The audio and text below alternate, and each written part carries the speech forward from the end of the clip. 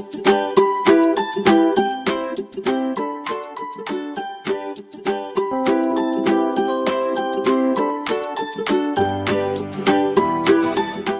Khadija and welcome back to my channel.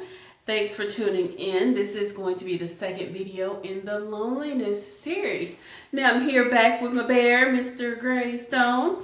So tell me, what is the hardest part about being lonely? Oh, you don't feel like you have friends. So that's something we're going to talk about today. So let's talk about that today.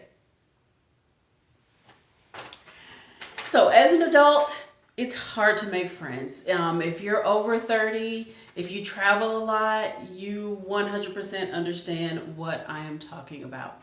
Especially those who have children, work a lot, you really don't have a lot of time to put into someone else, or so you think. But having and maintaining friendships in adulthood is really important because they're going to be the ones that will give you that emotional support that you'll need to just be a functional adult and not fall into loneliness and depression, especially at times like now where you got different lockdowns going down, people are saying you can't gather, things like that. So if you were already teetering on being solitary and being lonely, this may be the thing that puts you over the edge. So because we're going to talk about how to get and maintain friendships in adulthood, let's first start by thinking about, what do you have that would make you a great friend? And I'm not saying that in a discouraging way. I just need you to stop and take a look at yourself and go, wow, these are the things that are great about me. These are the things that I want to share about the world. And I want you to go and share them. A lot of times we don't have friends because we just don't know what to do with people. Especially if you're one of those people that all you want to do is maybe just go hang out. And that's all you do. You're just used to just going to people's house, drinking and hanging out and doing nothing. That's all fine and dandy when you're in your 20s, but as you get in your 30s, 40s, and 50s, people tend to want to have more activities to do with their friends. Yeah, it's still great to kind of go over to somebody's house and kick back and hang out, but if that's all you do, after a while, you're going to get left behind. And we don't want that to happen. And so as an adult, you may think about forming a hobby. I know that may sound like, oh, I don't have time for a hobby, but just think. So you have your hobby in airplane modeling, for instance.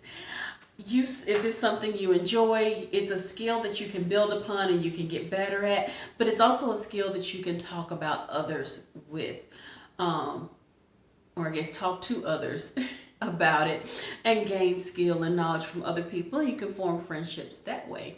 Because a lot of times people want friends that will expand them, and you want to get friends that also expand you as well. And so if you get into airplane hobbying, you can go to conventions, you can join online groups. Meetup.com is an amazing place to join groups as well for common interests, whether it's sewing, whether it's book club, whatever, whatever you're interested in. But that will at least get you moving. Now, if you are at the point where like, oh, I don't even want to join a group, that's just too much, that's too many people, I'm not used to that. You may be at that stage of loneliness where you're going to start to self-isolate. I would say let's take baby steps. So, for instance, if you are a person that is heavy into a routine, you go to the same place for your breakfast every morning, you go get your groceries at the same place at the same time, you go to the gym at the same place at the same time, everything is routine and like clockwork. Let's first do something to break up that routine.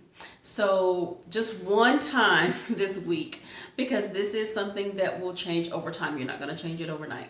So just one day this week, let's say instead of going to the grocery store you always go to, just go to a different one. Because if you go to the same one, you already know your produce that you like is here. The cereal you like is on aisle 2. The bread that you like is on aisle 5. Your favorite frozen food place is aisle 11. So that way that limits your interactions with people, which will sometimes multiply the loneliness, because then it's like, I don't have to ask for help. I can just do this.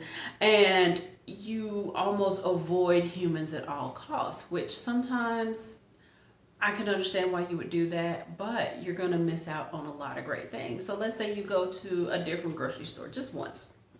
You might have to ask, where's the cereal? You might have to ask, where is this, niche item that you love so much that at the other grocery store you know exactly where it is, but here at this new one you may not know where it's at. So the tiny step will at least start to get you talking to other people. And I know it's scary. It's like, I don't want to do that. But if you want to get out of the loneliness, you need to at least try. Now, once you start to go kind of everywhere, whether it's a different grocery store, whether it's a different gym, if you have the kind of gym membership where you can go to various gyms, those are always very helpful. You can try all of those, and then maybe try the groups. Try to form friendships with other people, which will start the lessening of the feeling of loneliness. It's not a cure-all, because loneliness in and of itself is something that as humans we're always going to feel, but it can help alleviate these short-term stressors. And also keep in mind that if you want a good friend, you have to be a good friend. So be consistent, show up. If you do join a meetup group, or you join a book club or an aerospace club, or whatever it is you're interested in, you got to show up. You got to be consistent. You can't just pop up every 6 months for 30 minutes and then be mad nobody wants to be friends with you. It does not work that way. But if you go there consistently, then people are going to start to see you. Oh, that's so-and-so. Oh, they were here last week. Oh, I remember them. They did this great thing and they really showed me how to do better in my hobby. Whatever it is. But you have to be consistent. If you want a good friend, you have to be a good friend. Now, I know later in the series I will do a video on red flags, because you don't want to have the wrong kind of friend. But for right now, we're just going to be consistent in our behavior. That will help people to get to know you, because they may be going through the same things you're going through. Oh my gosh, should I get to know that person? Oh my gosh, what if that person is crazy? Oh my gosh, let me at least try to talk to them. And another thing is, if you're making friends with somebody, if it's somebody you want to hang out with, if they invite you to something, let's say, hey, let's go to the movies tomorrow. If you can't do it, but you still want to be friends with that person, have an alternative. I know this sounds simple enough, but you wouldn't believe how many times people have texted me, oh, we should get together. And I'm like, great, let's get together on X date. And they go, well, I can't, but I'll contact you later. Oh, okay. And then when I see them in a few months, they're like, oh my gosh, why didn't you contact me later? I thought you didn't want to hang out with me. Well, you told me you were going to contact you later. You're going to contact me later, and I don't tend to chase people. So that's okay. But if somebody calls, hey, let's go to the movies this Tuesday, for instance. If you can't Tuesday, say, hey, I can't Tuesday, but how about we go walking to the park on Thursday? I'm free Thursday. So at least that communicates to them that it's not that you don't want to hang out with them. It's just that you have something to do this day, but you are free that day. So that way you guys can at least open up the communication of working things out, negotiating, and then come to a simple agreement. Now, when you do make a friend, not everybody is going to be an instant super best friend, to the end friend, and that's okay. One friend of mine, she has friendship tiers, and I love that idea, and I think we need to start implementing that. If not everybody is going to be your super best friend, you do have layers and steps to friendships. So let's go over those right now. The first friendship tier, let's say you have a level 5 friend.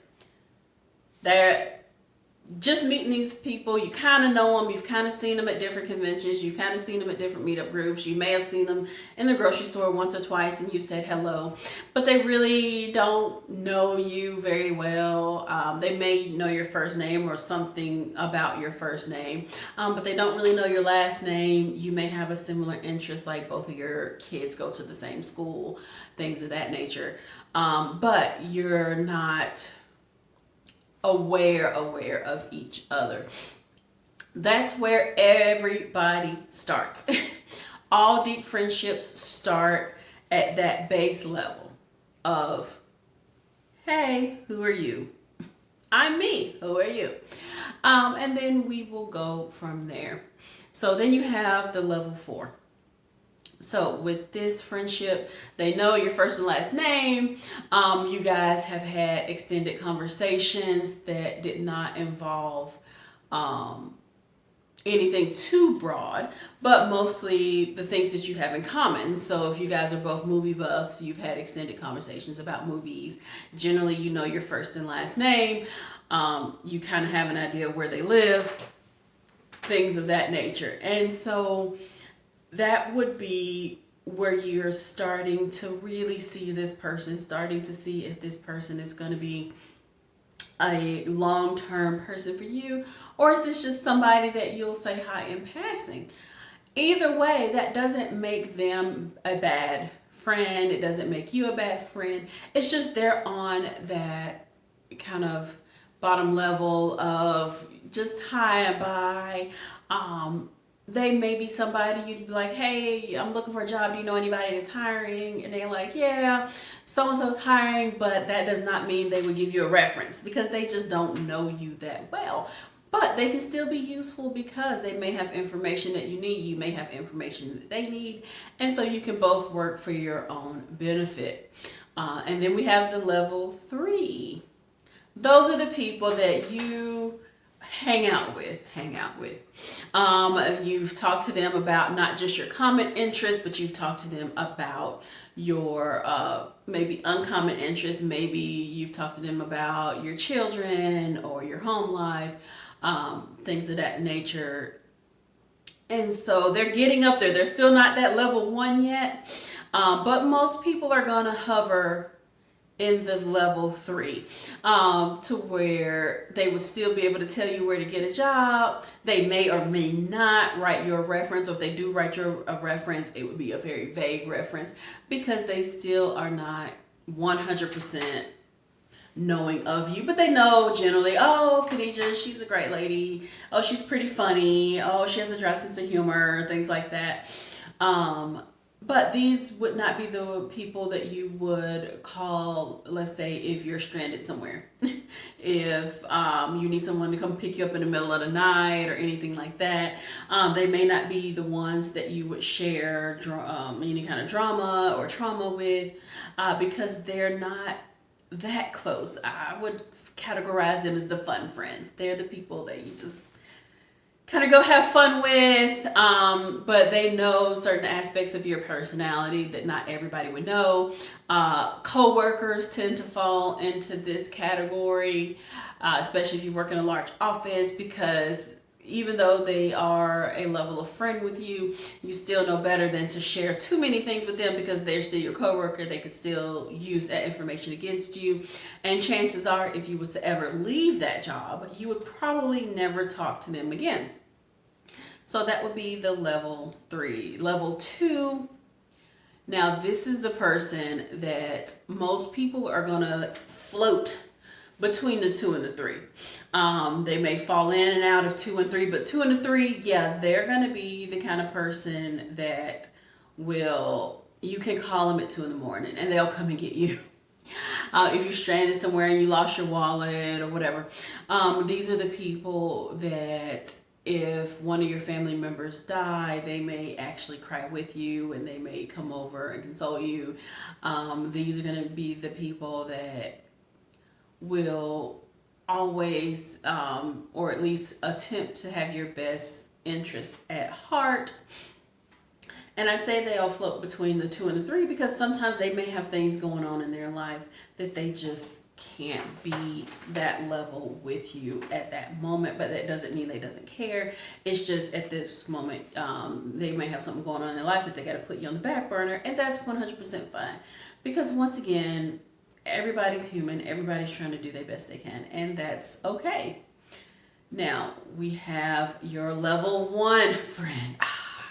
That will be your friend to the end. This is going to be the kind of person that even if you don't talk for months, if you were to call them, they would instantly answer the phone like a day had passed by. These are the people that know something is wrong with you even without you saying anything, or knowing something is going on and you're super happy and they want to know what it is even though you haven't said anything. I tend to call these people like the people that can just pop up at your house without calling first. Most people can't do that, but if they were to do that, you'd be okay, because you know these are the people that you don't have to have your house super clean, you don't have to be dressed to the nines to see them. So those are the ones that will probably be there in your life forever. And keep in mind, the level 1 friends, if you are lucky, you will have 2 in your whole life. Now, most people will just have 1. A lot of people will have none. But the level 1 friends, they're the ones that see all of your changes and they're still okay with who you are. And those are probably some of the most important friends, because they're the ones that can grow with you. Sometimes with the level 2 and 3 friends, you may outgrow them. You may grow in different directions because you may be going to a place that they can't. Now, once again, that does not make them bad people. It just makes them people and it makes you a person as well. But with the level 1 friend, you know, no matter where you go and no matter how you grow, they are going to be there, because if nothing else, they always have your best interest at heart. And so with those 5 friendship tiers, I want you guys to keep in mind that, once again, not everybody has to be your super best friend. Some people are just there to say hi and bye, sit on the porch with. You can have friends that all you do is one particular activity. Some friends, all you do is game night. Some friends, all you do is go for a walk. And guess what? That's okay. They're still valuable as friends, because they're still people that you can be around to help not feel so lonely and isolated in this world. Well, I guess this video was long enough and it was super heavy. So tell us what kind of friends you have, what kind of friends you like, what are you looking for? Has the first video on loneliness affected anything? Once again, like and subscribe. Let me know if there's anything you would like for me to go over in the future. All right, thank you once again. Bye-bye.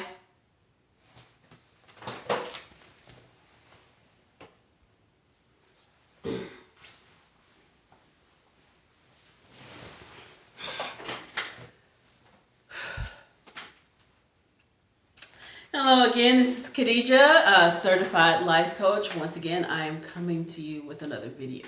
Now, this video series has been on loneliness, and this is going to be the mid-week checkup.